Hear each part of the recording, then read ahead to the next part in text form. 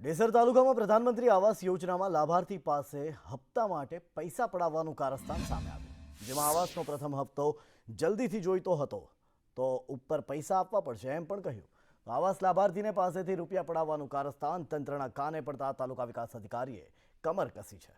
મહત્વનું છે કે ડેસર તાલુકાના શિહોરા, જૂના શિહોરા, પ્રતાપપુરા, હિંમતપુરા, માણેકલા, વરસડા, વાલાવાવ અને ડેસર સહિત 760 પ્રધાનમંત્રી આવાસ મંજૂર કરવામાં આવ્યા છે. ત્યારે લાભાર્થીઓ પાસેથી પૈસા પડાવવા લેભાગુ સક્રિય થતા તાલુકા વિકાસ અધિકારી ગામે ગામ લાભાર્થીઓને જાગૃત કરવા પ્રયાસો કરી રહ્યા છે. આવાસનું શું છે, જે તે લાભાર્થી હોય છે એમના ખાતામાં જ ડાયરેક્ટ પૈસા જાય છે. પણ અમુક વાતો વહેતી એવી થઈ હતી કે ટીડીઓ સાહેબને એ બધા કે તાલુકામાં પૈસા માગે છે, પણ એ ખોટી અફવાઓ છે.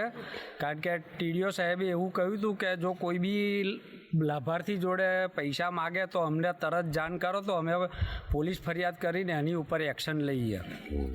પ્રધાનમંત્રી આવાસ મને મળેલ છે, મારી જોડે કોઈ રૂપિયો માગ્યો નહીં ને બધાએ પણ અમારા ગામે ઘણા આવાસ આવ્યા છે, પણ કોઈએ અમારે કે કોઈ જોડે અમારી જોડે રૂપિયો લીધો નહીં. તાલુકામાં એવી વાત એવી હોય તાલુકામાં અમને એવું જણાયેલું કે આવાસ તમારા ગામે વધારે મળ્યા છે, પણ અમારી જોડે કોઈ રૂપિયો માગ્યો નહીં સાહેબ. પ્રધાનમંત્રી આવાસ યોજના હેઠળ જે તાલુકાના નામે પૈસા ઉઘરાવવામાં આવે છે લેભાગુ તત્વો દ્વારા, આ વાત અમારા ધ્યાને આવી છે.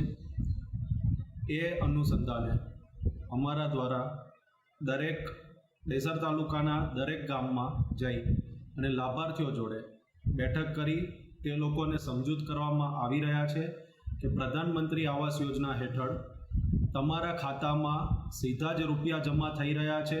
તમારે કોઈને પણ કોઈ પણ રૂપિયો આપવાનો હોતો નથી. એટલે આવા કોઈપણ લેભાગુ તત્વો દ્વારા કોઈપણ પ્રકારની જો માગણી કરવામાં આવે તો તમે અમારો સીધો સંપર્ક કરી શકો છો.